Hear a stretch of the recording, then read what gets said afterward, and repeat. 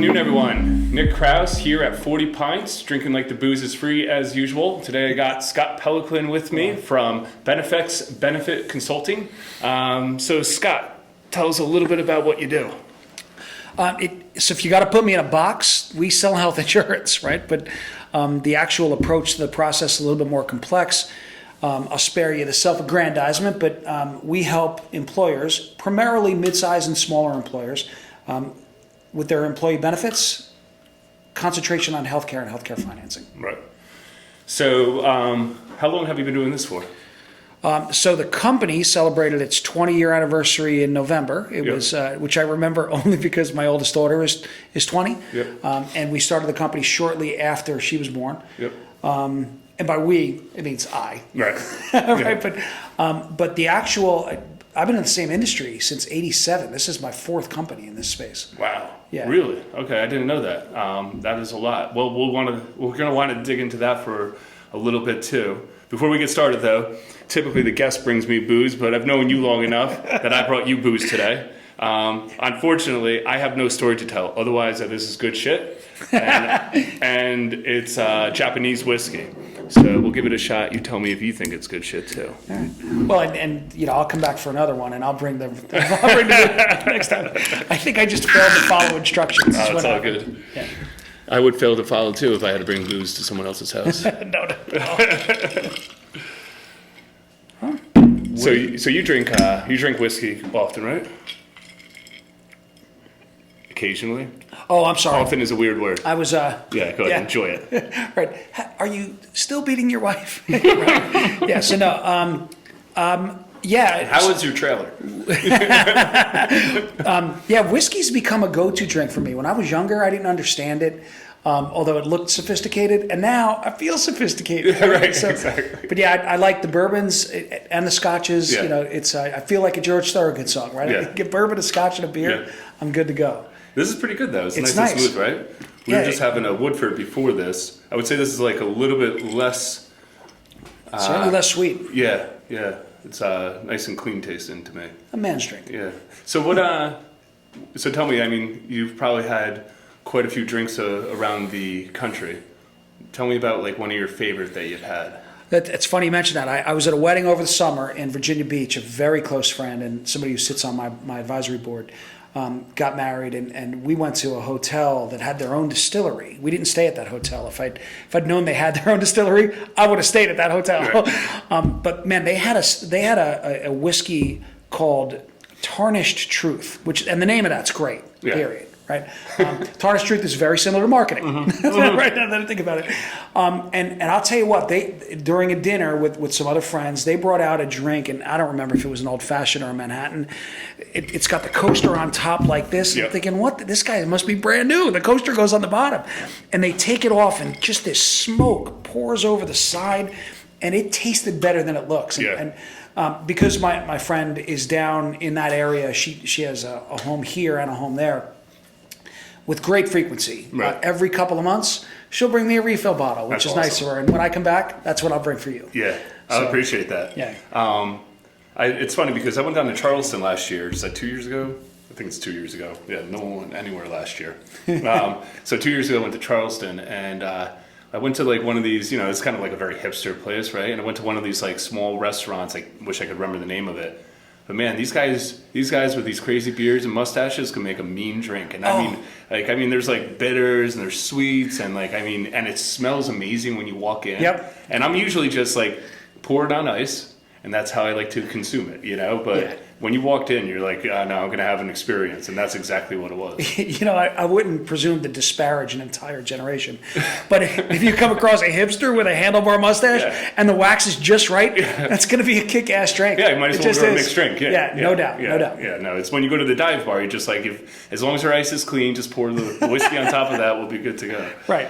What's one of your favorite whiskeys or bourbons? What is your go-to? Bullet bourbon, I'm a big fan of. I like the Bullet Rye as well. Yeah. The rye's a little bit, I don't know, I haven't gotten into the ryes, I'll just say that. Yeah, everyone has a different taste. Not for everybody. Yeah. But the Bullet, I'll tell you, Angel's Envy. Yeah, I've had that a couple times. For me, that's more than I usually want to spend on it. I found a really nice Scotch called, I think I don't know if I'm pronouncing it correctly, but Jura, Jura. Okay, I never heard of it. Only about $40 or $45. It's a single malt, and I don't know enough about that, candidly, to know what that means. Yep.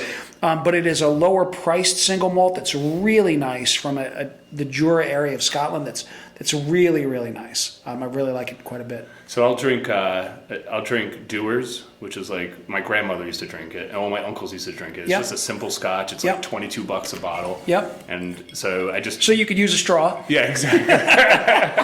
The handle's $32, so you know what they want you to buy, right? So that's like the value drink. And then if I step it up, like I like the Glenlivets. And like, not to be cliche, but like a higher level Johnny Walker is always nice. But I like the double black, although I don't think that's considered a higher level anymore. Well, yeah, I mean, it's better than red, right? If I get a good deal, like I usually keep a bottle of blue around, and it'll wait like 6 months. Like that's like a once a year deal. And I'll open a bottle of blue, and I'm getting this. Yeah, you're not a once a year person. No, totally get it. And by the way, this is pretty good. This is really nice. This is like I had a good month bottle. This is like, it was a good month. I got one of the guys over here in one of the other rooms. And he saw me at the liquor store when he first started working here, and he goes, Nick, why are you buying $5? It was a domestic. It was like I think it was just buying Coors Regular. Yep. He's like, can't you afford better beer? I'm like, when you have a better fucking week, I'll buy better fucking beer. And he was trying to understand. I'm like, listen, I just have rules. I go, it doesn't mean I don't make money. It just means that I only buy good stuff when I do good, and I don't deserve it when I'm not doing good. So I have my rules. I punish myself, whatever. Yeah. 6-pack of Coors is almost as good as a 6-pack of any IPA anyway to me. So. I'm not a big IPA fan, but it's funny you mentioned that. I'm in a jewelry store yesterday because I'm getting married in July, and Kelly was very explicit on what she wanted. Yep. Explicit, by the way, is a euphemism for expensive. Right. And so I stopped in the jewelry store because the jeweler that we're going to work with for the band itself said, hey, I've got a couple of options. I'd like you to come see them. So I go look, and it happens that there's a Gary's is in the same shopping center. And so she's got a favorite wine, which is Santa Margherita Pinot Grigio, which is fine if you want to drop $30 on a bottle that she's going to drink 2 sips from before she throws it away the next day. Right. And there's anher one called... Not like my wife will, it's gone in an hour and a half. Right. That's a lady. Right? But no, but she's got a favorite. She's got a favorite Santa Margherita. And by the way, as Pinot Grigios go, it's my favorite. Right. But it's $30. Yeah. And she's got one that she thinks is almost as good. It's called Lady Lola. And it comes in a box. Which is, not exactly, but it's... you got to unscrew it. Yeah. When it's on sale, it's $8. Now, if Kelly had any idea that it was $8, she'd never go near it. But our aunt drinks it and likes it, and when it's on sale, I go in and I load up because then I don't. Otherwise, I got to buy the Santa Margherita. I totally get it. Well, that's interesting because wine, I find, at least for me, like $10 to like $40, like. Sometimes you get a really good bottle around $20 or $15 and you're like, oh, this is really tasty. But a lot of times I'll be like, okay, let me get a $20 bottle of wine.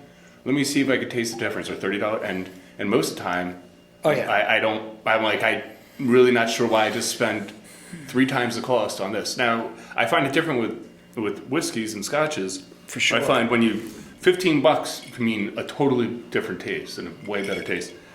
And then when you go back to vodka, and it's the same thing as wine to me. It's like, you get the premium brands and you get the stuff in the plastic bottle. You could taste the difference between that. But anything that comes in glass is basically, it's pretty much the same stuff to me. And I know the Russians get some bad press these days, but thank God they figured out you could drink a potato. That's good stuff. Yeah.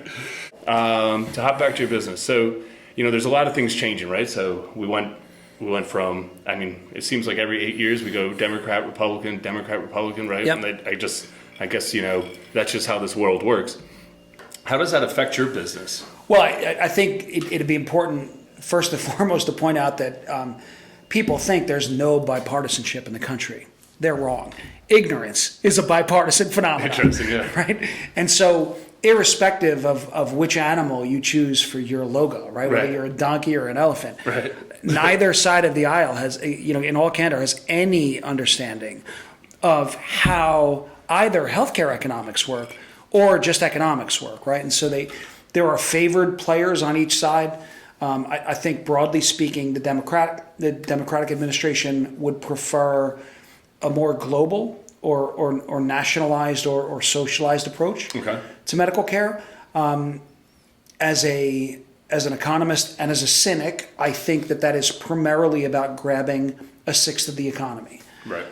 The Republicans, on the other hand, seem to go to great lengths to talk about the degree to which they believe in freedom, unless it comes to health insurance, in which case they want you to be free to buy from their preferred service providers, right? So it's that said, the regulatory environment in health insurance and health care is cumbersome and frustrating. So the purist in me thinks, you know what?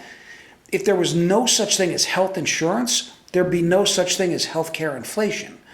Right. And without getting on an anti-government rant, it'd be so competitive. Well, because from people a provider standpoint, right? Yeah, I mean, when's the last time you got a call where somebody said, "Nick, how much will it cost if I come to your office and take 10 minutes of your time?" Right. And you said, "Oh, well, it depends on what's your copay." Right. I mean, the health insurance system is built on a pair of lies, right? One of the lies is that insurance companies are your friend. They're not. One of the lies is that politicians are your friend or are looking to protect you from the insurance companies. They're not, right? But those two lies have built an extraordinary industry that gobbles up a fifth of the entire economy. Right. I mean, it's.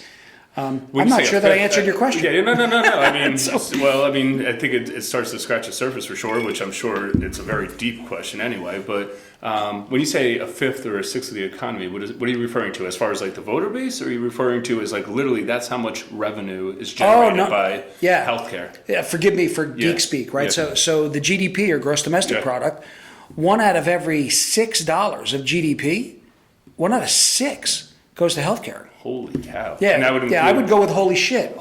Wow, yeah. Holy shit is right. Yeah, that is a lot of... Holy shit. And so when there's that much money on the table, given the way our political system works, you all but can't blame the politicians for wanting to control that. Right. It's a big deal. So that 1/6, that would be like money spent at a hospital, money spent at an insurance company, money spent at whatever, a chiropractor or like the family doctor. A chiropractor, a hospital, a nursing home, pharmaceutical industry. And it's funny, I don't want to defend pharmaceutical industries per se, but the reality is that, people bitch about the profit incentive of pharmaceuticals. Oh, the pill costs them a penny to make and then they charge $100 for it. If it weren't for that spread, they couldn't finance the research that went into curing prospectively COVID in a span of 6 or 9 months. Right. I mean, I'm a big fan of the profit incentive, and I believe that absent insurance companies' willingness to pay or our politicians' insistence that they pay for things like drugs, right? Drugs wouldn't cost what they cost now. Right. We're throwing money at a problem in a way that completely divorces the end consumer. Yeah. From the downstream service. Yeah, it's interesting because when healthcare is so cheap, if you're properly insured, then going to the doctor is a no-brainer, right? Yep. So now you go to the doctor and you spend money, and now in a way, the insurance has to go up because everyone's using the doctor so frequently. If the doctor was more of a costly thing, and there's probably a balance on both sides here, then you would then decide whether the sniffles were really worth a visit to the doctor or if it's just worth drinking some tea for the day and taking your vitamins, as opposed to going and spending $25 plus $100 of the insurance company's money to get to the doctor. So I mean, there definitely would probably be a little bit of a balance. And then on the other side, I guess lack of competitiveness of pricing would make it a little bit, a little bit more reasonable to pay out of pocket as opposed to the fewer players there are, the more stuff costs, right? And so. And you look at, and by the way, I'm part of an industry that's created some of the problems. Right. So I don't want to say that I'm guilty, but as an industry, our primary distribution method is through brokers and advisors, much like the company I run. Right. Most of our competitors are paid exclusively on a percentage of premium. So in the abstract, we have an incentive to say, you know what, Nick, I as get much insurance as possible. right. I get that $500 would do the job, but $1,000 would really do it, Right. because it's linear, right? We get the same percentage, whether you're dropping 1,000 or 500, and without impugning the character of our competitors. If we can sell you a $1,000 product, our margin on that is twice what it is on a $500 product. Right. The ethics of that are fucked up, but or at least potentially misaligned. Let's go with that. Right.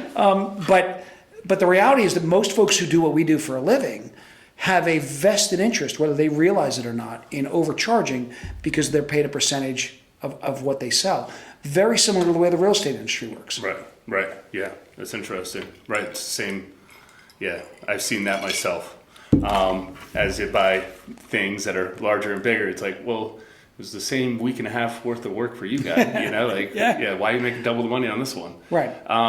So then how does Benefex differ from some of the straight up brokers that are out there? So early in my career, and this goes literally 4 companies ago. Yeah. I belonged to and was an officer in an organization called the NAHU, which is National Association of Health Underwriters. That part of it isn't interesting, but underwriting or underwriters is interesting. In the old days, and I'm talking about late 80s, Yep. you as an advisor or a broker or an agent were expected to assess and underwrite risk. So forget health insurance for just a minute. Think about car insurance, right? If you went to a car insurer and said, I'm a 17-year-old single male, Right. and I'm not going to tell you anything else about me, car insurance company's going to go, you know what? You're licensed to drive, but probably not qualified. We're going to charge you $1,000 a month to cover your car. On the other hand, if you say, hey, I'm a 17-year-old and I'm willing to show you things like my grade point average or submit to a blood test so you know I'm not a drinker or a drug user, or, hey, you could pull my DMV records, my Department of Motor Vehicle records. I'm a responsible citizen, right? Well, an insurance company would say, if in fact you're a responsible citizen, you deserve to pay less. But if you've got 3 DUIs as an 18-year-old, you're probably a greater risk, right? And so back to answering your question, the way we really differentiate ourselves from our competitors, we ask people medical questions. We ask them about their health history, and we do it in an anonymized way. So we're not looking to single Nick out because Nick is a Scotch drinker, right? Mm-hmm. But I'll give you a physical overview. You're 6'2", 180, right? Mm-hmm. If I'm an actuary and I'm looking at you and I'm looking at me, I'm thinking, wow, that guy on the left's fat. Right. Right? Maybe a carrot on occasion, maybe some running. And I look at the guy on the right and I think, you know, that guy's in decent shape. You're a lower cardiac risk, as an example. Right? Now, it could be that you're diabetic without me knowing it. But the point is, if you're willing to let us screen you for the risk you actually represent. I feel very judged, by the way. I'm quiet over here. I hope light blue is a slimming color. Don't worry, we got the table covering most of you. Yeah. But the reality is that if an insurance company's actuary is permitted to assess the risk, they can price it. And what we do is we help those actuaries better assess the risk. Now, sometimes that process means that they look at Nick and they go, well, it turns out there's a lot in your background we weren't prepared for. You're much worse than a typical 35-year-old. Conversely, it could be that, hey, you know what? You're quite a bit better than a 35-year-old. And so what we do is we help actuaries make better decisions about pricing. Once we've got that information, we're in a better position to advise a client on whether they should tell an actuary that information. Interesting. So why doesn't everyone do that? It's more work. Right? So there's 2 reasons really, right? One is it's more work and it's harder. Without bragging, the intellectual requirements that are necessary to do the job right are more substantial than what we find in a typical person who works in the insurance advisory capacity. So you're telling me telling me that and as a business owner, I probably should know more about this, but I don't. You're telling me that most insurance companies will say, okay, you are a 35-year-old white male, your insurance is this, and then they don't really dive a whole lot deeper, or there's just like a handful of questions, or maybe not even any? The short answer is yes. The longer answer, and here I'm going to go back to the two lies, right? One of the lies is told by your insurer, and the other is told by the politicians. It's a little worse than that, and here I would defend the insurers. It's not their fault. They are often regulated by either state law or federal law or some combination of those two things to charge that way. So they don't just look at Nick and say, "Hey, Nick, you're a 35-year-old male." I don't think, and I hope I'm going to run with this 35.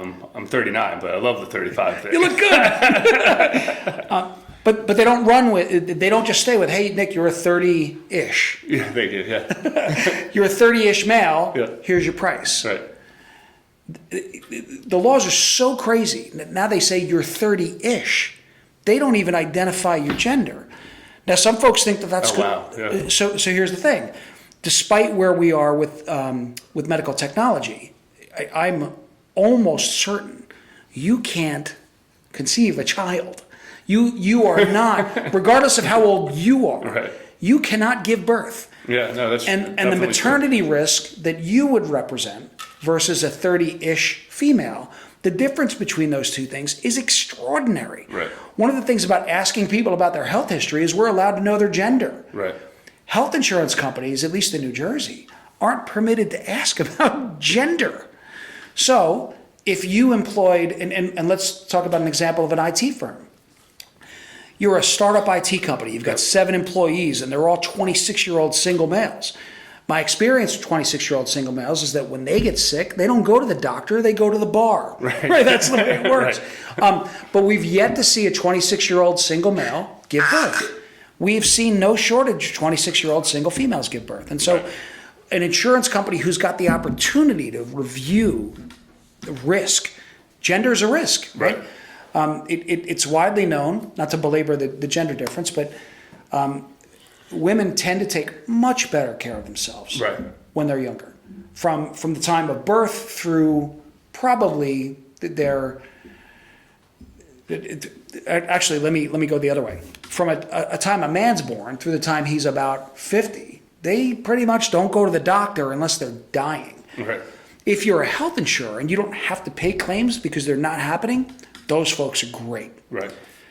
And once they hit about 50, much like I'm 50-ish, let's go with that, like that. Right? Once they hit about 50, all of those years of self-neglect catch up, and then we become stroke victims or heart attack victims or cancer victims. We get as men, we get a lot worse once you cross that threshold. Women are the opposite extreme. They take regular care of themselves their entire lives. Interesting. Because of that, a 24-year-old female is quite a bit more expensive to insure than a 24-year-old male because she cares for herself. Right. By the time she hits 45 or 50, those years pay off for her because her health costs go down dramatically relative to the male. Relatively. And what's better for them, they get to live longer because Right. they've bothered to take care of themselves their entire life. Man, Right. that's and, interesting. And so, not to belabor it, but one of the ways we're different is we understand enough about the way the math works to be able to explain that, and more importantly, from a business owner standpoint, to exploit it. Right. We work in something called information asymmetry. We want to know things that the health insurer doesn't know. And we don't then withhold anything because that would be illegal and unethical. But we can make a decision on which market to place an employer with as a function of us knowing things that somebody else doesn't know. Gotcha. Wow. Very interesting. I was unaware that insurance companies really just understand the age of a person, especially in New Jersey, I guess. Again, in their defense, that is largely regulatory driven. Right. But so by law. By law. And that's because of equal rights, is what you're telling me? It's because it sounds good on a bumper sticker. Yeah. Some politician somewhere decided that they were going to make your insurance company fill in the blank. And the fill in the blank here is, we're not going to let them discriminate based on your gender. Right? That's the way it's sold. Right. The way it works is, we're going to have every man on the planet, or at least in New Jersey, who's under 40, pay more so that women under 40 can pay less. By the way, it sounds crazy to me. It's almost like telling a contractor that he has to build a house in the dark because you don't want to. It's a great analogy. You don't want the house to come out in any certain way, any specific. I don't know. Like it seems like you are blindfolding the companies, and then for that reason, I would only imagine they would have to charge a greater amount More. to protect themselves. They do. And it's funny with, health, and not to belabor health insurance, but health insurance has become so politicized in our society for sure. that there are competing interests on all sides. Yeah. No one is innocent in this. I mean, literally no one. Yeah. But if you say to a normal thinking person, hey, you've got a 19-year-old, and I've got children of both genders, right? My 20-year-old's a girl, my 16-year-old's a boy. When Kimberly got her car insurance, or more accurately, when we got her car insurance, right, it cost more. She's young. She's an inexperienced driver. When Coop gets his car insurance, it's going to cost a lot more. And I can't be the only one on the planet whose son is stupider than his daughter when it comes to driving, right? I can't be. And so car insurers have looked at the data and they've said, you know what? 17-year-old boys are capable of driving. Their reflex time is great, but they're not. They don't demonstrate a willingness to drive like a normal human being. 18-year-old girls, on the other hand, are perfectly responsible. Right. And so if you view it through the prism of car insurance, we expect an 18-year-old boy to pay more because, and I'll just speak for my own kids, they're idiots. Right. I was an idiot. Right. But when it comes to health insurance, it's become politicized, and we don't recognize young women can have babies and young men can't. Right. So it's interesting that you keep bringing up car insurance, and I get the analogy or just the comparison, I guess is more like it. But what happens to car insurance? And I know this is a little bit of an abstract question. What happens to car insurance when cars drive themselves? Is that going to be gone? I know that's a little bit outside of your professional expertise, being a benefits guy and not a property and casualty guy. But I mean, that's got to be near its lifespan's got to be nearing its end. As it happens, I've recently had my car broken into. Yeah. And so, and we opted to not put the claim through car insurance because it was a $700-ish repair and my deductible is $500. And I thought, you know what, for $200, I know myself. Yeah. I'm going to handle it myself. Yeah. I don't know is the short answer. Yeah. I'm licensed, by the way, to sell car insurance, but not much like a 17-year-old boy. I'm licensed, but not qualified. Right. We don't do any of that stuff. Yeah. However, I would suspect that comprehensive coverage, which is the stuff if a tree falls on or somebody breaks in, those costs likely won't change much. Maybe they'll go down a bit because cars are more secure. Yeah. But I'd suspect collision coverage will go down a lot. Yeah. And I think about, to draw a health insurance analogy, Lipitor, which I think is a cholesterol medication, not one that I'm on, just to be clear. But I think lowering your cholesterol lowers your risk of heart failure. Right. And so I would guess that as much as people complain about the costs of Lipitor, they're not realizing the costs that you're foregoing for unrealized heart attacks. Right. And so I would guess that collision insurance in cars, when most cars can drive themselves, will go down in the same way that the insurance for heart attacks costs less now, even though you don't see it because of Lipitor. Yeah. Speaking of self-driving cars, I saw you drive up in the Tesla. How do you like that? So I'm a little embarrassed that I own a Tesla, to be perfectly honest. I was wondering if you were going to be okay with me bringing that up. I'm a tiny bit embarrassed. So I feel the need to I mean, it's a nice car. I don't know why you'd be embarrassed. I feel the need to defend myself. I promised myself, and it's a promise that I kept for a long time, that I would never spend more than $30,000 on a car. Right. Because to me, cars are very much point A to point B. Right.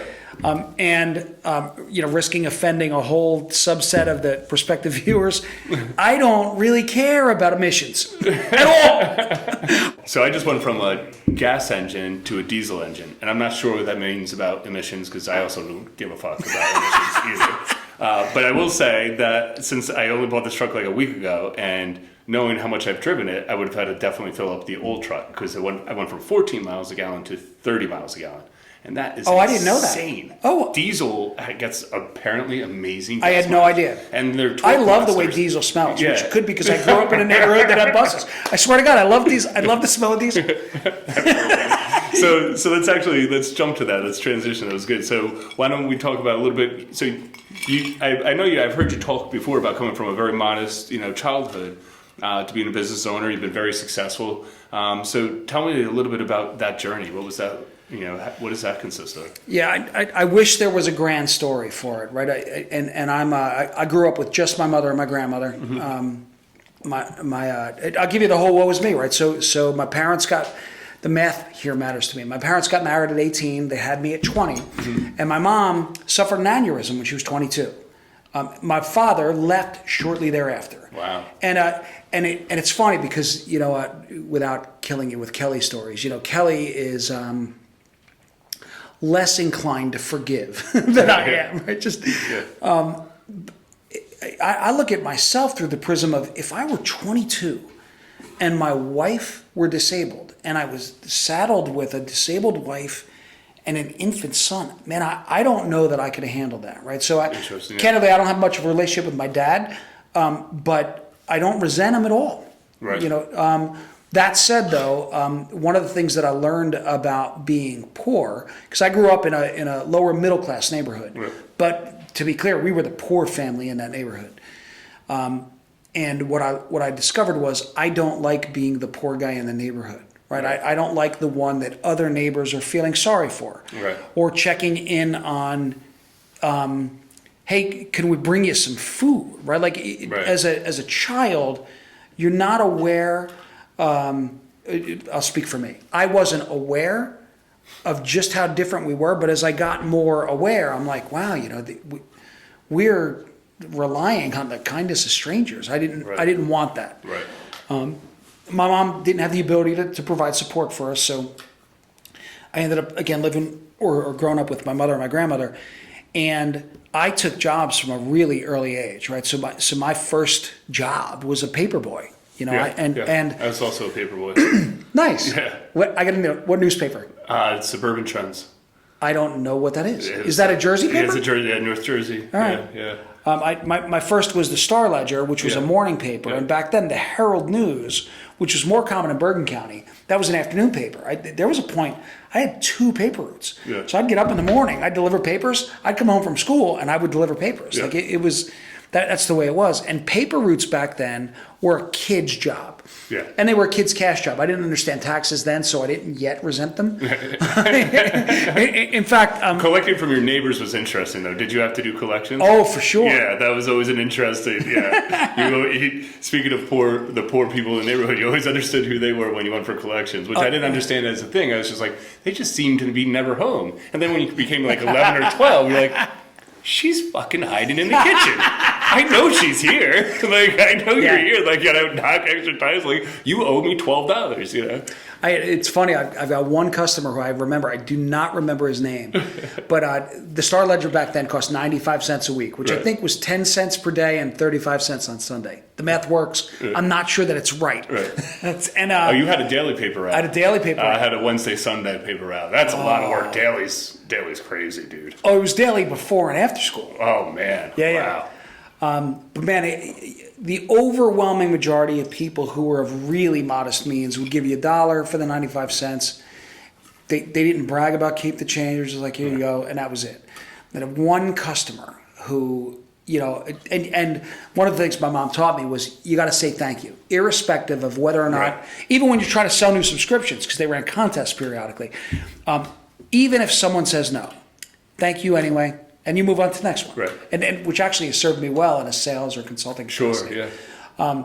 But I remember the one guy. I'd give me $1 and I would leave, and I only did this once because you only need to do this once. And I said thank you. It was a 5-cent tip. Yeah. Thank you. I was ready to go on to my next one. He go, got a nickel? Yeah. And in retrospect, I'm thinking, yes, but apparently you don't. So anyway, so I was aware we were different because we were poorer. Right. I had a friend, a best friend at the time, Dean Siciliano. Mm-hmm. He was Irish. Yeah, sounds like. But his father owned a car lot, and I don't remember whether it was a used or a new car lot. Mm-hmm. And the rumor mill started to make its way around where Dean's dad wanted to give my mom a car, which was really unbelievable. In fact, I should look him up on Facebook. I can't fathom he wouldn't remember my name. His father was, it was really extraordinary. And my mom said no, and not for pride reasons. And this I didn't understand at the time. Ironically, it was related to insurance. She said, we don't have the money to insure a car. And I thought, you know what? I didn't get that at all. I'm like, he's going to give you a car. Right. But anyway, I didn't like being the poor kid. Right. You know, and much of what drove me in my earlier years, and by earlier I mean through age 30-ish, was the fear of ever being poor again. Right. And I still believe in an America where if you've got some skill and some willingness to work, you can be wealthy with you know, just make the decision to be wealthy, right? I mean, I really think that it's a decision. My mom wasn't consumed with wealth at all. She never, there was no bitterness in the house. She never made it appear as though we didn't get our fair share. Given the hand that life dealt her, pretty amazing, honestly. But one of the ways that, or an early entrepreneurship route for me was a paper route. Right. And back then, paper routes were so valuable to kids that you would literally buy a paper route from somebody else. It wasn't like somebody decided not to do it anymore, and the next guy stepped in. Like it. Yeah. I didn't understand. That's kind of cool, though. Actually, yeah. I didn't understand EBITDA then, right? Yeah. But you know, you would buy a paper route, and the going rate was between. Maybe this is, I haven't thought about this in a while, but between 1.5 and 3 times gross collections for the week. Okay. Right? And so Johnny McMahon ran the paper route I wanted. Johnny lived right across the street. Right. Johnny was my hero growing up. Yeah. And I'm not a car guy, as I mentioned with the Tesla, but he had a 76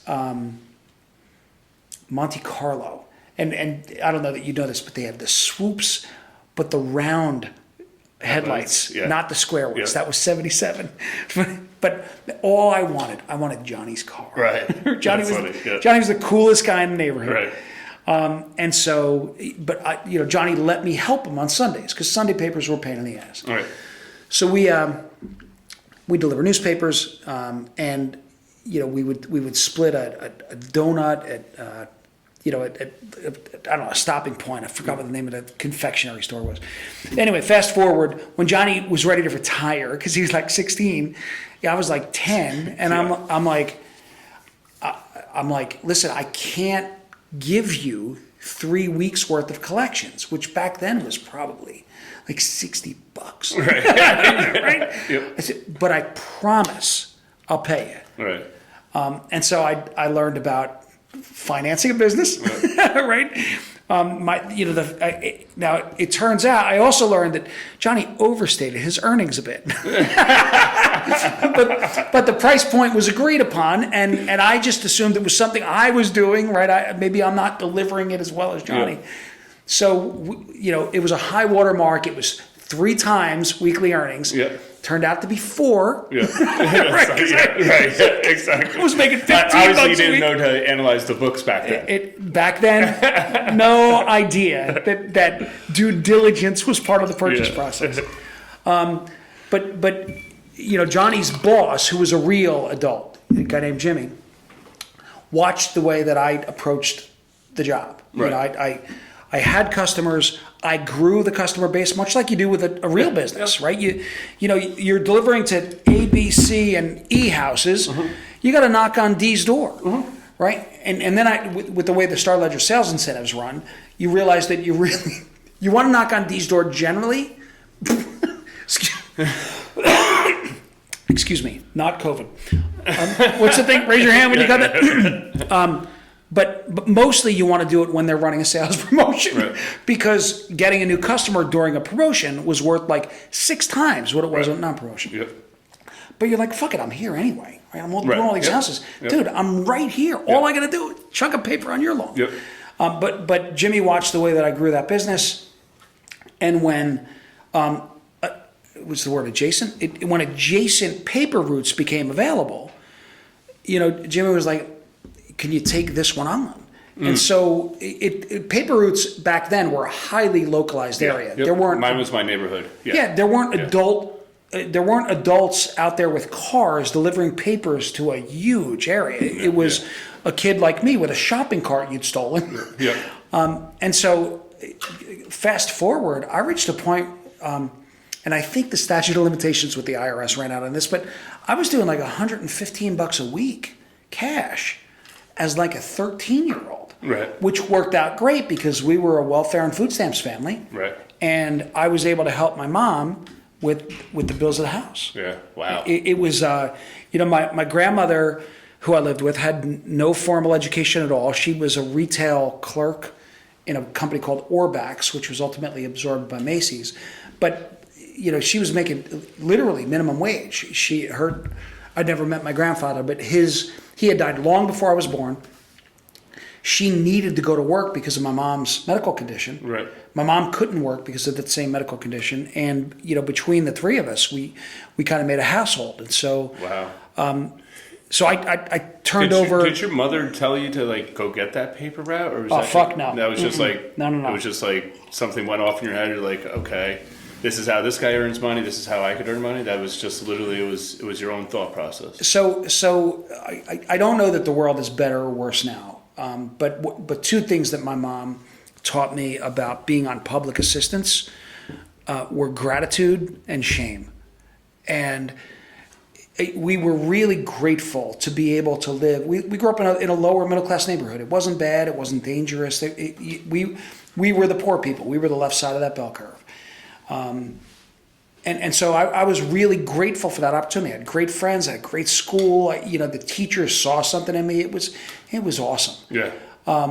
The shame part, though, and I think I don't want to get too philosophical. We've lost some of this as a society. I think when you're accepting a handout from somebody, Right. and either it's not enough or you're not even just a little bit embarrassed, something's wrong, right? And so, not to kill you with the food stamps part, but back then, food stamps were physical pieces of paper. We used to get booklets in the mail. Yeah, I remember. Yeah. I didn't get, but I remember seeing them. And so things like when my mom would send me to the store, I wouldn't go with my friends because I didn't want them to see me ripping out food stamps. They were Right. different colored money. Right. As I understand it today, that like a shit card comes or on a something? debit card, Right. and again, I'm not looking to embarrass anybody, but for me, the shame that was associated with having money that wasn't green was real. Yeah. And I don't know. I assume my mom felt it. My mom and I have never had that conversation. It's interesting. But having to rip out the coupons, and it wasn't. And so I wanted to not be embarrassed. It's a weird thing as a 10 or 11-year-old. Yeah. I just wanted my money to be the same color as my friend's money. Right. Right. And now, you look at it now, fast forward, I want my credit card to be platinum. So it kind of comes full circle. Or for your car not to have an engine but a motor. Yeah. Right. Anyway, dude, I apologize. No. So then You're talking about my company, and I'm talking about delivered fucking newspapers. No, that's amazing. I mean, listen, we all have our entrepreneurial journeys. And actually, the reason I asked is because my parents, so my mom's side of the family was, owned all their own businesses, right? That's awesome. And it was a big thing in her family not to have to rely on an employer. That was a big thing. My father was the opposite side. Like his family were all corporate, and they did just fine corporate. I grew up in an upper middle class family in a very middle class town. So I was not one of the richer kids, but it definitely wasn't the poor kid at all. The reason that got me out there though was for both my mom and my dad. They got us the paper route, and they said, "You guys deliver papers now because you always want a basketball, you always want a football. This is how you buy it. This is how you get it, is you deliver papers now." And then when winter would come, they'd be like, "Here's a shovel. Go shovel everyone's, go shovel their driveways. How much do I charge, Dad? I don't know. How long do you think it's going to take? I don't know. He goes, "Well, why don't you shovel it for $5 and then you can decide how much you want to charge the next guy." I'm like, okay. And that's literally how the conversation would go. That is a great lesson. But it was a kick in my ass to go out there and do it. And then once you get a taste of money, And you're like, shit, all I have to do is go shovel 3 driveways. And I got $15. $15? I could literally, like, I could go buy all the Arizona iced tea or, like, all the Sour Heads or whatever the crap that candy was or Fireballs I could in the world. Like, literally, that's all I had to do, you know? That's cool. And it was a very simple decision because for me, that was the way that it sparked me because then I didn't have to ask my parents for money. I just had to go get my own money. Yep. And get it done myself. So then take me to, like, you know, you went to college? I did. Yeah. Yeah. We got I got a needs-based scholarship. Yeah. And I didn't think I was going to go to college. A guidance counselor who, and I've got a couple of regrets in life. One of them is never thanking my guidance counselor. But a guidance counselor pulled me aside and she said, listen, I get you think you're going to be a rock star. Yeah. If you go to college, and this is a great sales pitch, you know, you have 4 more years to work on your record contract. and I swear to God, if it weren't for Miss Bill sitting me down, Yeah. it wasn't quite the fat, drunk, and stupid is no way to go through life, son. But effectively, she was saying, listen, you can go to the Army, right? You can go to any employer. Back then, the big employers at the time were I think, either AT&T or Bell Telephone. Yep. And those were employers that you went to for life. When I'm Right. enough older than you where careers were a thing. Right. Then, so I went to college. I was a classic campus communist. Right. And although my mom and my grandmother never resented our lot in life, I went into college thinking, how is it that the government can't do more for me? Well, I was angry by the time I got to college. Right. I felt like I'd been screwed. And I think some of that's just adolescence, and some of that is a yearning for more. And I went into college as an accounting major because I was good at math. Yep. And then I realized a year in that I was also good at people, and accounting majors were not. Yeah. Right? So I could not be constantly exposed Right. to that as my social experience.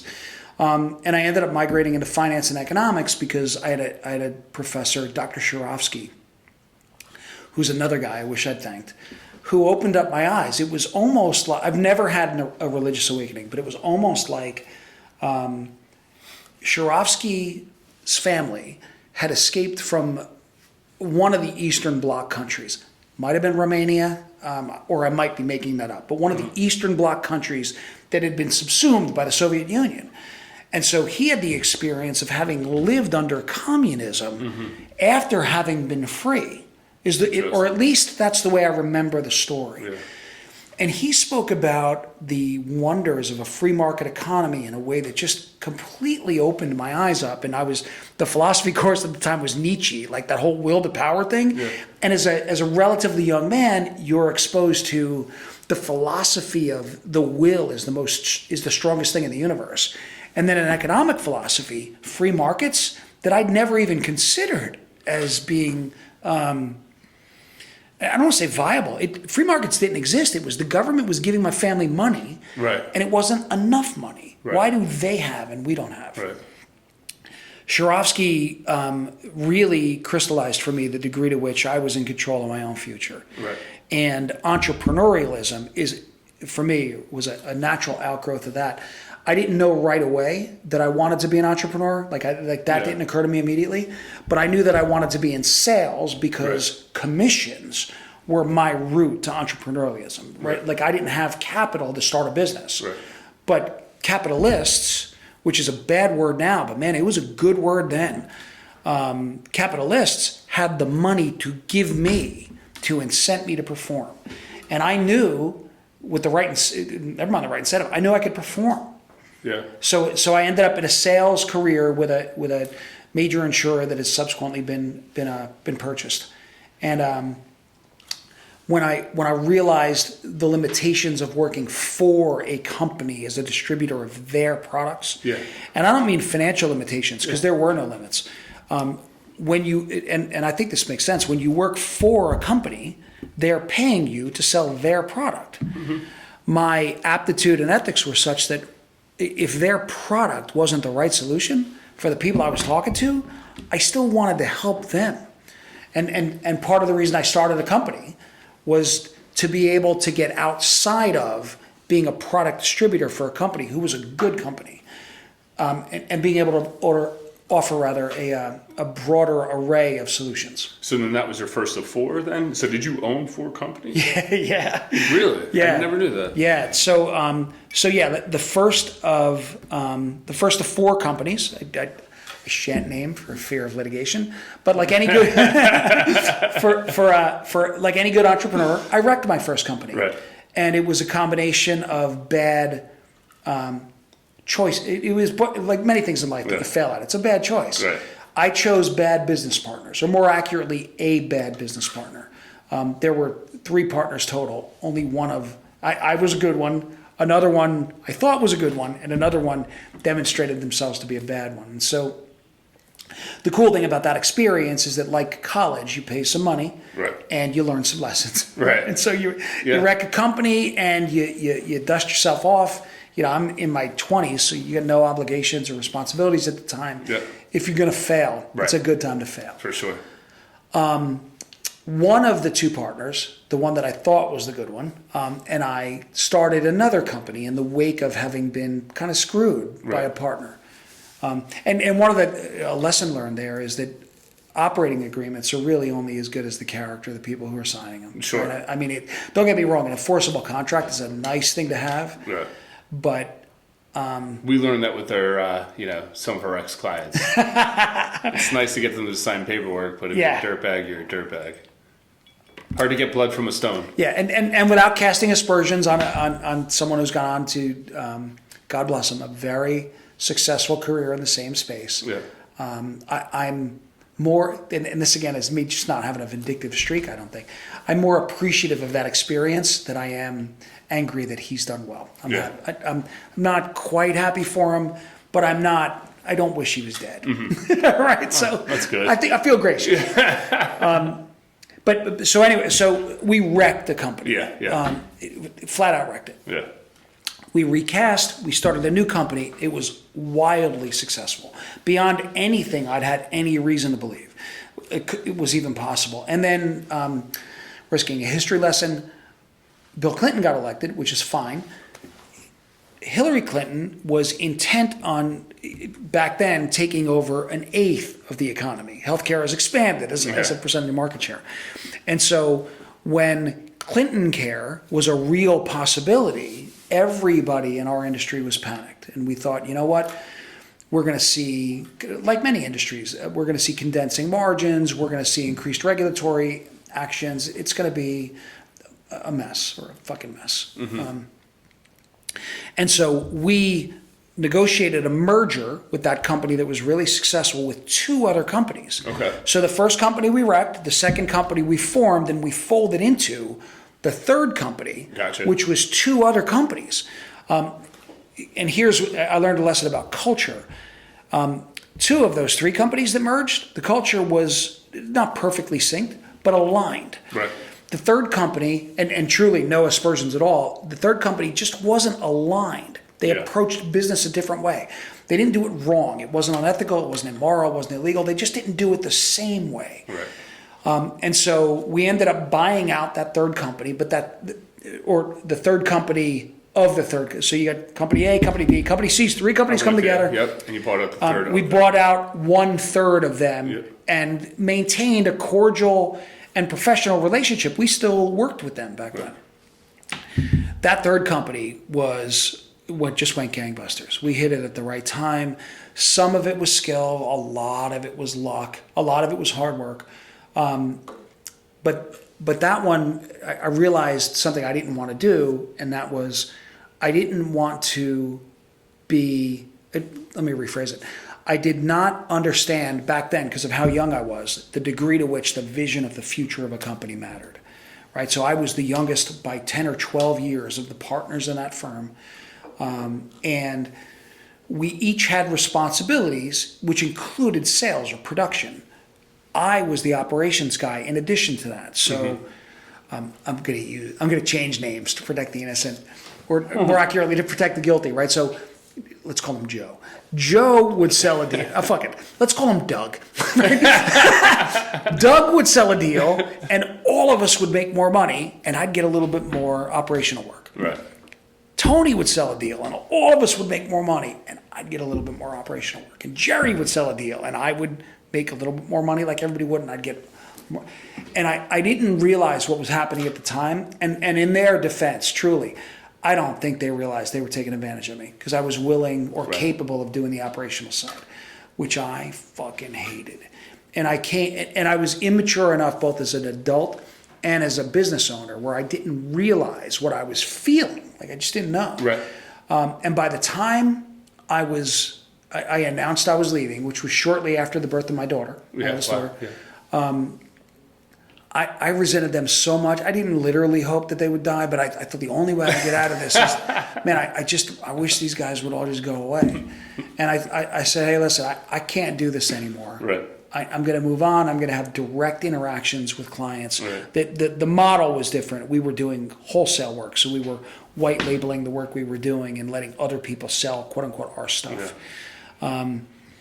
And that there was litigation involved in that, and it was a mess. It really was a mess. But wow. But one of the other things. So it wasn't like it wasn't a clean split. It was a lot of back and forth. Gotcha. It felt like a clean split at the time. Right. And then 3 weeks later, when the buyout check stopped coming, it felt less clean. Yeah. That's tough. Right.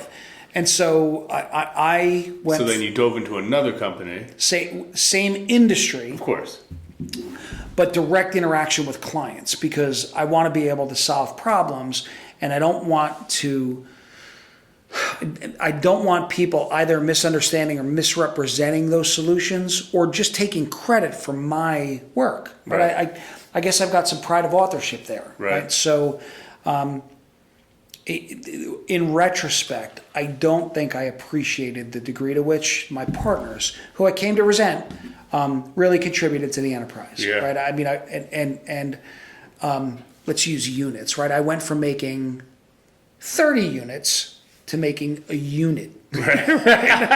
and my wife at the time, God bless her, was unbelievably supportive. You know, she got the vision, she got why I needed to leave, and she, I think I've always been blessed with people who've been better to me than I deserve. Yeah. To be perfectly honest, right? You know, don't get me wrong. I think I'm a pretty good dude, but I think people have treated me better than I've deserved at times. Yeah. Right?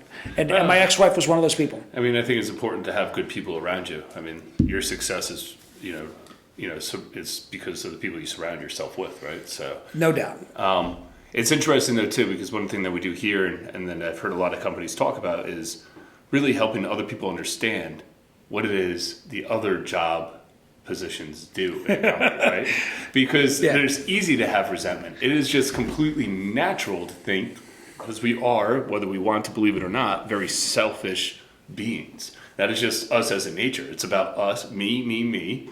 And no matter how giving you are, there's a little bit of me in everyone. Because at the end of the day, if you eat, you survive. If you don't eat, you don't survive. And it's just a natural instinct to worry about yourself. And you forget to look at whatever the other person is doing.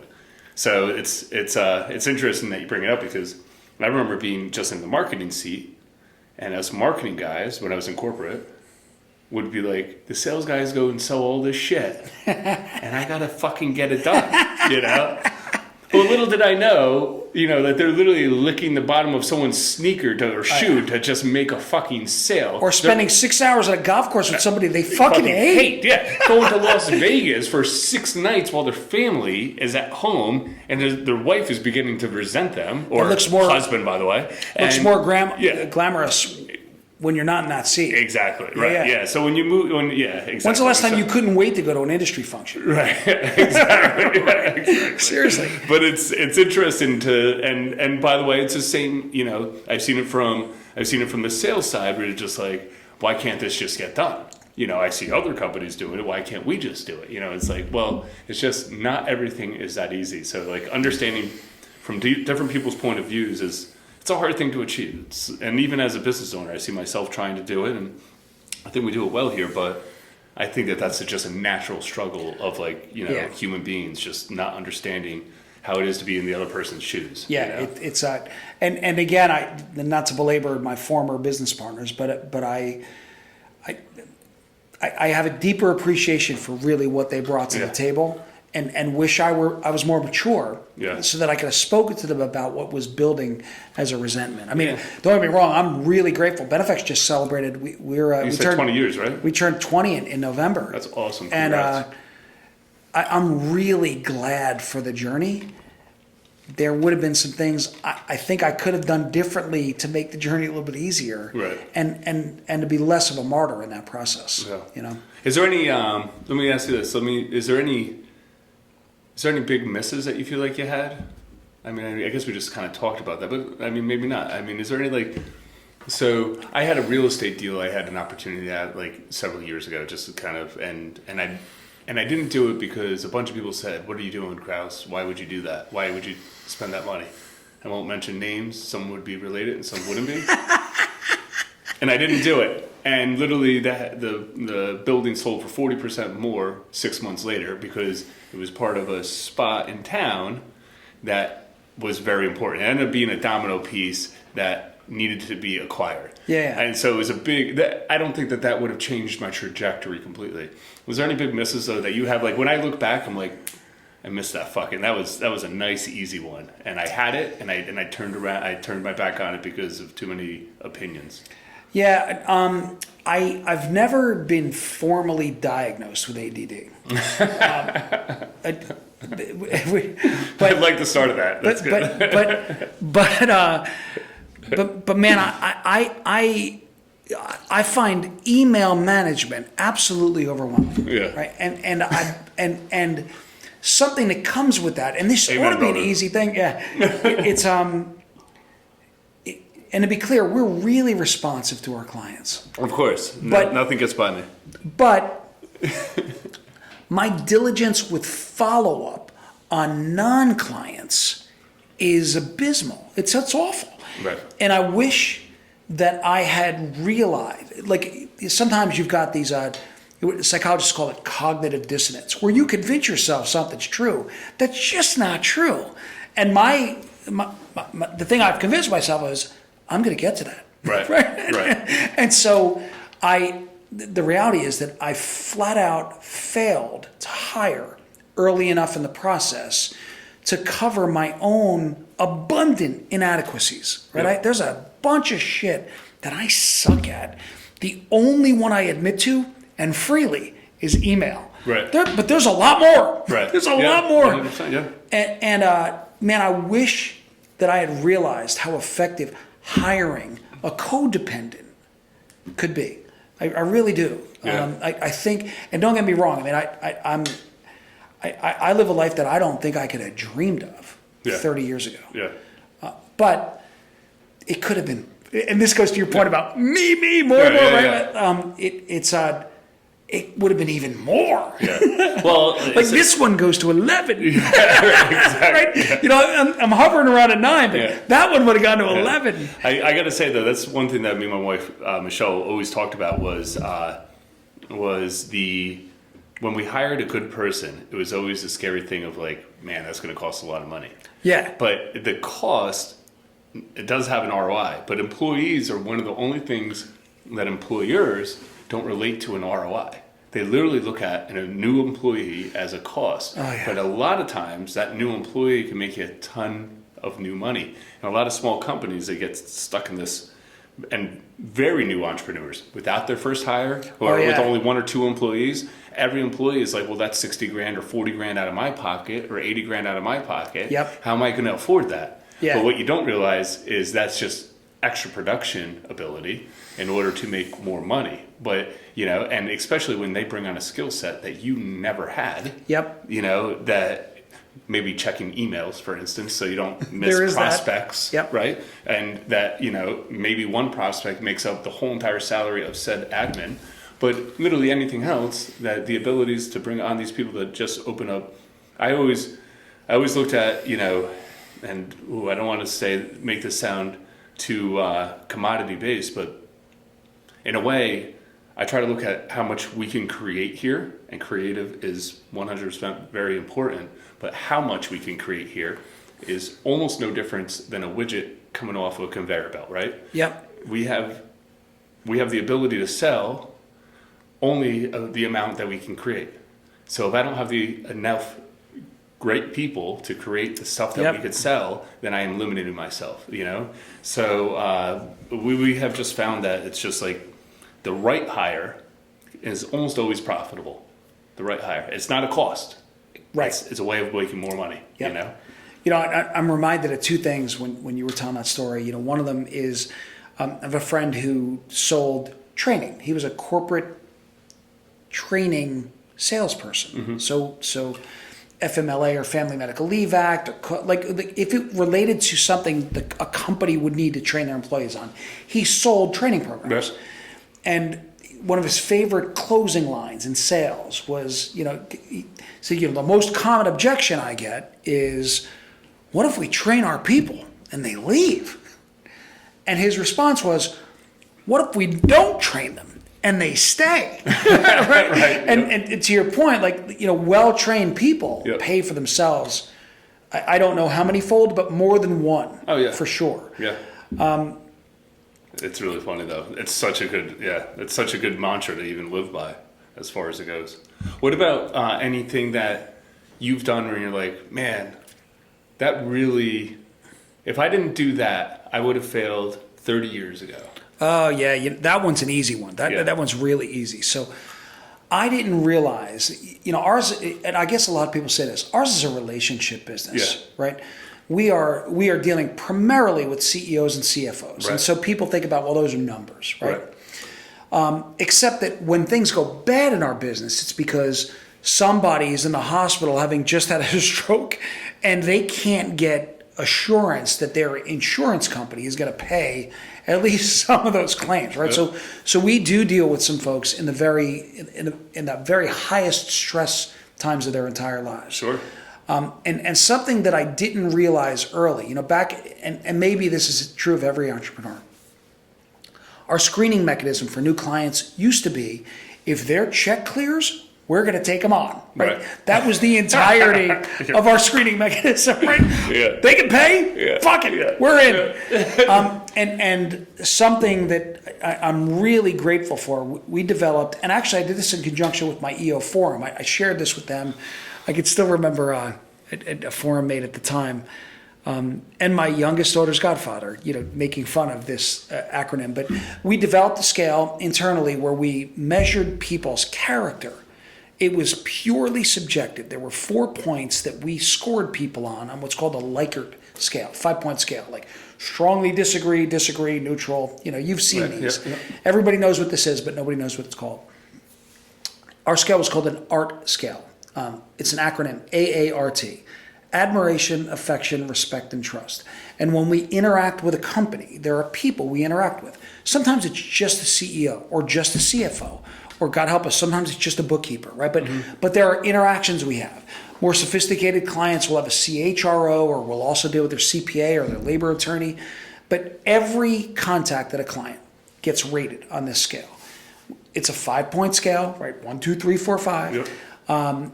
And it's the degree to which we admire somebody, we have affection for somebody or like somebody. We would have used like, but it doesn't make a nice word. Right? But it's admiration, affection. How much do we respect somebody and how much do we trust somebody? Simple 5-point scale. And every year we measure our clients on 3 components, right? And those are, what is their gross revenue? Because like it or not, that matters, right? Sometimes we don't do this any longer, but we used to take on losing projects for the right revenue because the float kept us in business way back when. Yeah. It just is. That. Yeah. Right? So, but we measure them on revenue. Flow referring to cash flow. Referring to the fact that even if it's not that profitable, if that money's coming in, then you can figure out how to pay things, which is a lot of entrepreneurs, young entrepreneurs don't understand cash flow. Money's got to come in so you can keep paying. Right. And if money's coming in, then you can figure things out. Yeah. But a lot of times it's not always profitable money. And to finish the math, right, if you're going to lose 4% on a deal, that's okay. Right. Because you're losing 19% with Mr. Visa. Right. Exactly. Right? So it's as long as you can get 90 days from them, and 60 days from a supplier. We've been there. Yeah, right? 100%. Yeah. But we measure clients on three measurements, and we still do this every year. What's the revenue? And then we break them down into what's called quintiles. So or 5 components. Biggest revenue, littlest revenue, and there's five steps. What's the profit margin, right? Some clients, I'll tell a brief success story in a moment, are nearly 100% margin. Yeah. And others are well into the negatives. Yeah. It is what it is. Yeah. And the other one's art scale, right? Not to kill you with the 5-point scale, but you got 4 categories. Your best score is a 5. The best score you can be is a 20. Right. And so if we were working with you and we dealt with you and an HR manager and maybe an employment attorney, right? So we'd have 3 people, we'd add those up and we'd figure out what the Kraus organization meant on the character side. Right. And when we cross-referenced our gross revenue with our profit margin and our art scale score, and we found that people were in the bottom quintile or the lowest 20% on each of those 3, and I'm not proud of this, but this is true. We just flat out stopped returning their calls and emails, right? And in giving it to do over again, we would have had more mature conversations, right? This is a long time ago. Yeah. But the simpler version of this might be the no asshole rule, right? With caller ID, when the phone rings and you're like, oh my God, what the fuck does he want? Yeah. That's a really good sign that no matter what their margin is or what the revenue is, that doesn't comport with the lifestyle I want to lead. Right. And it's funny, we just lost, and by just I mean in October, our final remaining asshole in October. Yeah. And don't worry, an asshole always finds a way to worm itself back in there. And you don't smell them from a mile away. You really don't. You have to get up close. That's an analogy that I will use again, but I'm disturbed by at the moment. The irony is, and this is the competitive part of me, right? We really tried to keep that account under the delusional premise that we could, it happened to be a her, but that we could have turned her around. She just needed some more coaching. Right. In retrospect, holy crap, am I glad they're gone. And the irony there, I loved the CEO. It was the CFO we interacted with. Holy crap, was she a nightmare. Right. However, I still fought because it was high margin and high revenue, but really low art scale. And we're like, and so they weren't slated. It was okay when it left the fucking It didn't feel okay that day. Yeah. But much like a bad breakup when you're a younger man and all your friends are like, she's not the one. Yeah. Right? Much like a bad breakup, you're like, holy crap, that is the weight of the world off my shoulders. Right? So I've lost sight of what the question was, but if there's something I'd love to impart to other entrepreneurs, culture matters internally a lot. Yeah. From our standpoint, it matters even more externally. Yeah. It really does. And making sure that whatever solution you have fits the client, man, that matters. Yeah. Because otherwise, and by the way, we charge more than our competitors. We're not a low price point provider. And part of that rationale is that we do more. We think we're better at it. And I guess if you're an entrepreneur and you don't think you're better at it, you might want to consider a different career path. We think we're better at it. We think we're worth more. And we want to work with people who see that value and appreciate us as people. Yeah. And I think earlier in my career, man, I did not appreciate that people mattered. It was just money. Yeah. And so I'll go off of that so my biggest thing with like my biggest trajectory was saying yes to a couple of different things. And that's just kind of the way I've always been, is like try something different. Someone tells you something, think counterintuitively, or if you're thinking about saying something, what else could you say or what else could you do that would be different than what everyone else would do? Like that counterintuitive thought has always been something that's rung true to me. But saying yes to stuff helped early on. I was only a few months into the company, literally a few months. I had just left a pretty good job. I would say a very good job at the time. I was 26 years old. And I had started the company with 23% interest credit cards because white privilege allows you to get so many loans, right? It's not true, right? So all I had was like a bunch of $5,000 limit credit cards, and that's how I started the Max them company. all. Yep. and we were at the end of it, and, Then you got to start working. Yeah. So, well, listen, we were only at the end of them because I was doing what only I need to do, which was knock on every door. I left my company instead of taking a transfer on a Friday, and I started working on a Monday. Now, this was 2008, when everyone took a year and a half off and took the unemployment for a year and a half, 2 years, because unemployment lasted forever in that time. And I said, I don't need it. I'm going to go knock on every door. I knocked on every door in Morristown the Monday after I left my job on a Friday. I got an $18,000 order. I got a couple of different projects.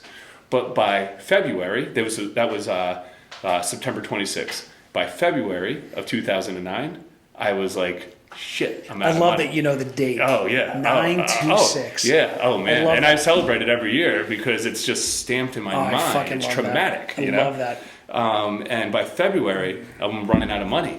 So I find out about a place where you can go and see a bunch of other business owners, and you do a trade show. To me, this is all like, I knew about trade shows and big corporate, but like I was like, oh, I'm going to go to like a bunch of local businesses. Fine. Then we go. I set up my trade show booth, and it was a local chamber trade show. And I got one lead, but I had a guy come by. His name is Chris Gillen, which we still do work with today. And he said, hey, he goes, I have this local, business organization, a bunch of business owners meet at. We meet every Tuesday morning at 7 a.m. Would you want to come by? Sometimes you get business, sometimes you just get good ideas. Yep. And I'm like, sure, I'll say yes to that. Right. And Tuesdays are free. Yeah. I just quit my job. Yeah, exactly. But a lot of people would say that's awkward, that's weird. I'm not going somewhere at 7 a.m. A lot of people would say that. Yeah. I showed up there, and then the first week when I really needed it, the first Tuesday I went there, two guys, one was an electrician and one was a painter, said, hey, really could use a website. I was like, holy shit, because I could really... Back when they were brand new. Yeah, I could literally use any money. So, so their checks were going to clear. Yeah, exactly. It's like, we could start with any payment option that you can handle at this moment right now. Of course I didn't say that out loud, but in my head, it was the right moment, the right time, and I had said yes, and I had looked into a different... So throughout that, I've looked through my career and I said, well, if you don't say yes to this, you're not going to know whether it is viable. So you have to say yes to things. You have to do things that are outside your comfort zone and also outside of your knowledge, of what it's even useful for. Oh yeah. You don't even know otherwise. That's a good mantra. I'm not a Jim Carrey fan. Yeah. But to me, required viewing for any prospective entrepreneur is The Yes Man. Yeah. That movie. Yep. Right? Like what if you just spent a month or a week or a day just saying yes to everything? Yep. And I get it's fiction. Man, I watch that movie periodically because it really speaks to me. What if you say yes? Yeah. Right? No is easy. No is the default. No is easy. Yeah. Right. No, and it's easy to go and binge watch some more TV. It's easy to to not go further or to not take the next job or not to take the step away from your current employer to go do what you want to do. There's definitely, it's an easy thing to say no. And culturally, having grown up in Bloomfield, South End, sometimes no sounds a lot like F you, right? What if instead you just said F yes, right? Like it's not that big a semantic difference, but attitudinally it's a big deal. And you must have encountered people in your own career where their glass, this is not, by the way, intended as a segue, but their glass is half empty, right? Like what if you just appreciate what you have and wonder how you can get more? Yeah. Like more ice. but yeah, it another friend who wasn't a dick, although this comment makes him sound like a dick, who said, everyone I know signs a paycheck. Right. Most people sign the back of a paycheck. Right. There's something to that. Right. Being able to sign the front. Yeah. Yep. For sure. And I think I don't want to get again too philosophical, but it's a privilege, man. I mean, there are people whose, and don't get me wrong, my people are phenomenal. Yeah. They could get a job anywhere, and probably for people who would pay them more. Yeah. But there's something. It feels like an honor being able to contribute to somebody else's well-being. And we do that as employers, and I think I was going to say it's privilege is definitely a word I would use, but a responsibility. Yeah, it's 100% like something that keeps me up at night. Like there's especially 2020. What a fucking nightmare it was. Yeah. Talk about keeping myself up at night. I mean, I love all the people here. The last thing I wanted to do was have to walk in here and be like, "Hey, sorry, 4 of you were gone." So it just wasn't something I was willing to live through, and we didn't have to do it, thank God. But I mean, living through if there's traumatic points in owning a business, it would be the first 5 years, traumatic. Like 5 years of not understanding how to make money, what cash flow was, no mentor, no money man, credit cards, high interest rates, paying down, trying to pay for rent, while trying to take care of a newborn kid. Like, I mean, some of the crazy stuff. Then you start learning things. And then the crazy shit happens again with 2020. And it's like, I mean, talk about, like, I will remember the dates of, 2020 like nothing else, just because they are so ingrained in my mind. I bet. And I'm sure you had some of the similar, standpoints, but it's important. I mean, it's important to care about your people too, and I think that's why they care about you as well. There's a line, or a fine line, between, and I talked earlier about hiring codependents. A little tongue in cheek. The reality is we don't hire anybody from our industry. I rarely use the words always and never, but here I think never is apt. I would never hire somebody who came from the insurance or the employee benefits sector, because I don't want somebody else's baggage, right? My right-hand man happens to be female, but my right-hand lady is an engineer by background, and my communications person doesn't come from this sector. She comes from a communications company, right? I think that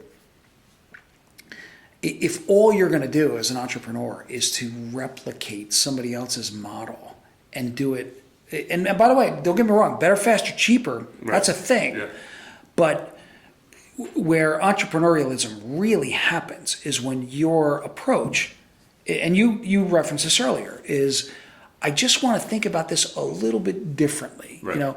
And here I'll talk about getting married. Kelly and I do not think the same way.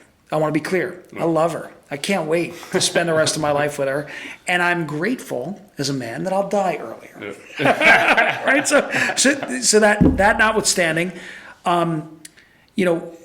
We have kind of a crutch we'll sometimes use when we're not going to agree on something, and we've decided not to say either I disagree or you're wrong or you're a fucking asshole, right? Like it's and the crutch we use is or, as a thought experiment, and then you pivot into something that runs completely counter to whatever they think or believe. Yeah. But you just want to soften it. You want to press the pause button for listen. I get my socks were dirty, right? Or I forgot to flush. Right? Like I mean, you're married a long time, right?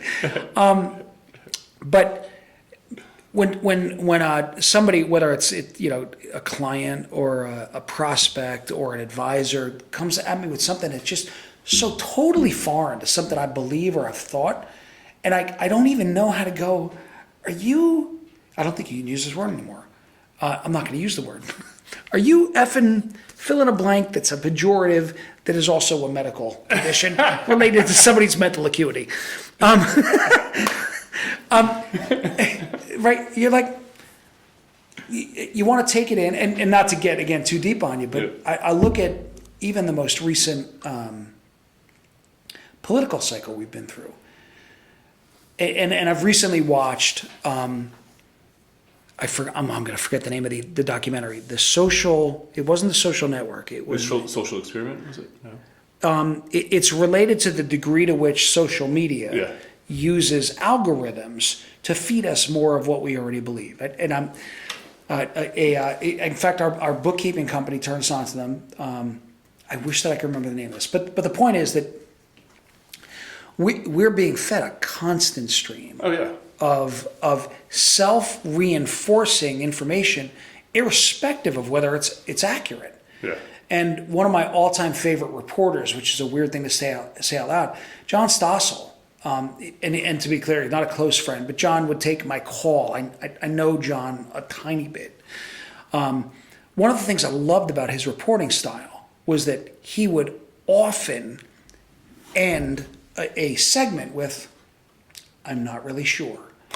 And I think that level of humility, or minimally that level of curiosity, would serve our current media really well, because people now, regardless of what side of the spectrum you're on, are so absolutely sure they're right that they're equally sure that the people who don't believe that are evil.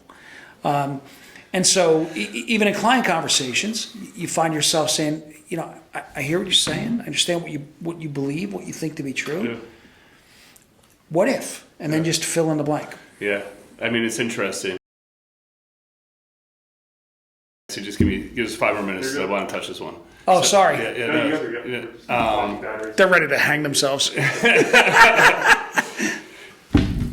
It's interesting that you say that, because I think that the media, it hasn't changed a whole lot. The media feeds us what is required to keep us basically in control, right? So it hasn't really changed a whole lot, at least in my lifetime, right? As an 80s baby, that, it's been mostly a few different channels that feed us a couple different points of view. Yep. And now we have a bunch of different channels, being social media, that feed us that same point of view, and less of a loyalty way. So we were loyal to one channel, maybe a channel that has a red logo, as opposed to another channel that had a blue logo. Blue logo, right? Oh, yeah. And in 2020 we kind of came back to that, because I think everyone stopped watching TV until the only reason we watched TV was to see if COVID was going to go away or not. But now it's back. But what happened too is social media. Is AI gave the ability for politicians to completely take over people's thought processes, right? So if you attach yourself, and this is what it is, if you attach yourself or you engage yourself with a piece of content that you find interesting by hitting the like button, or God forbid, hitting the share button, then AI says, he loved that content. Let me feed him more content. Oh, yeah. Similar to said content. Now, someone that understands how this is working would say, oh, well, they're feeding me that content. Let me go read the contrarian so I keep myself thinking differently. I don't want to be fed content, which is really what I always do. I don't want to be fed content. I want to find the opposite voice so I can decide which line I fall on any given thing. But the vast, vast majority, probably more like 95% of us, just read the content that's provided to us, which is, to me, is no different than the red channel or the blue channel. This is now the AI, which is a little bit more aggressive, or a lot more aggressive, to be able to literally feed you now opinion-based things on very specific topics that you're very interested in, whether that be race-based, health-based, class-based, you name it. And AI knows the content that they're feeding you and knows the content that you engage with. For that reason, they feed you more of it. And for that reason, you go down this rabbit hole. And I'm sure you've seen it. I've seen it so badly in the last 10 years. Friends that never cared about politics, never cared about the economy, never cared about whether it was an ass or an elephant or a donkey or an elephant that was I'd go with was the logo that was getting elected president. But now at every party I have to hear the fucking political points of view. And you know why? Because they are literally being brainwashed and fed content that is taking over their opinion. And it's an interesting world that we live in, but social media is very powerful, and the brands, as far as corporations, aren't the only ones utilizing it. In fact, there's some very much more powerful people that are utilizing it, and hence that you see the bipartisanship, or that you see the split. You see the split in people more than ever. At least in my recognition, like I never saw such a split or hatred for the other side as I have. And people can blame it on Trump, and that's fine if you hate that motherfucker. I don't really care whether you hate him or like him. I am saying that I don't know if it's his fault. I believe that it's a fault of very powerful tools that are being used by very powerful and smart people to divide us. And it's unfortunate because it's not a 75-25 split. It's a 50-50 split. 50% of the nation is one side and 50% of the nation is the other side. And that's kind of a scary, quantity. It's not a vast majority. And you could look at it as it's just not a vast majority. But the aggressiveness of not believing what maybe your neighbors or even your wives or even your friend, a very good friend's point of view, because you believe the information you're being fed, or being able to listen, I guess. You don't have to believe anything, but being able to listen and maybe respect would be a good word. Yep. I think is very important. The only area that you just touched on that I'm not sure I'd agree with, and I might be wrong. No, it's okay. Is that I'm not sure that the intent is to divide. I am sure. Okay. I'm sure that. Fair enough. And if I push that too hard, maybe I'm wrong. But politically speaking, I think the intent is to divide for sure. Yeah. But societally, I don't think the intent of social media is to divide. I think the result is to divide, and I still come down on the side of more information is better.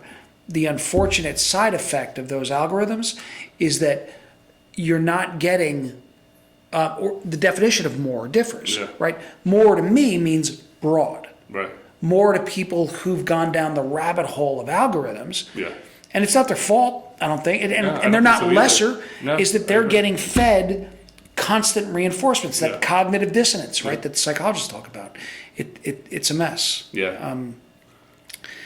One of the things about, I worked in politics for a while. I worked, and to give you a sense for ideology, I worked on the Steve Forbes presidential campaign. Yeah.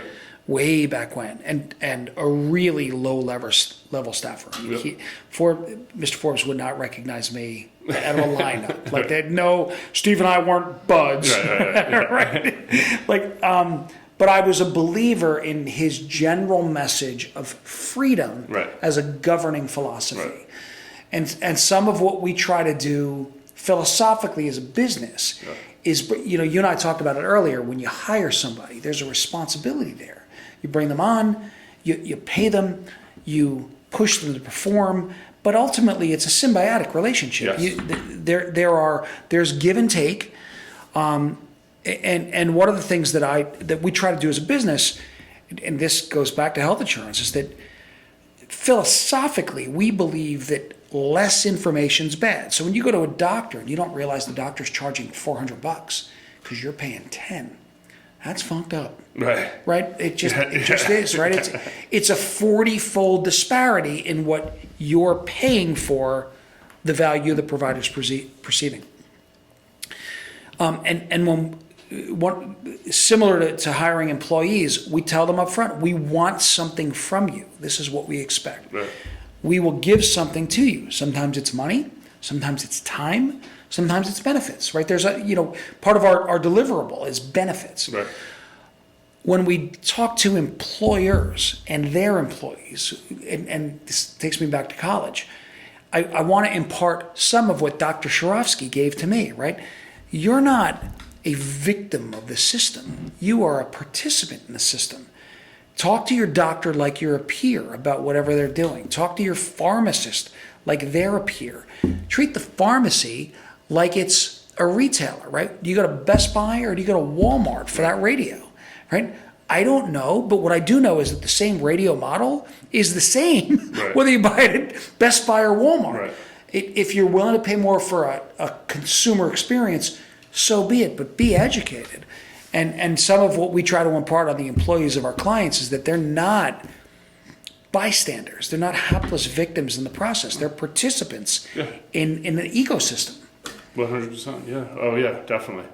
I think that's the most powerful thing about our economy, is your ability to move around. Yeah. And if we go back to the early part of our conversation, which was one of your early professors dealt with socialism, or maybe even communism. Sharofsky. Yeah. Yep. He realized how crazy it was to be pigeonholed to only making so much money. And the beauty of being an employer or an employee is you have the ability to be wherever you want, to make, do whatever you want, by the way, as well. And that could be easily stripped from you. And Yeah. and free money sounds nice until free money controls you.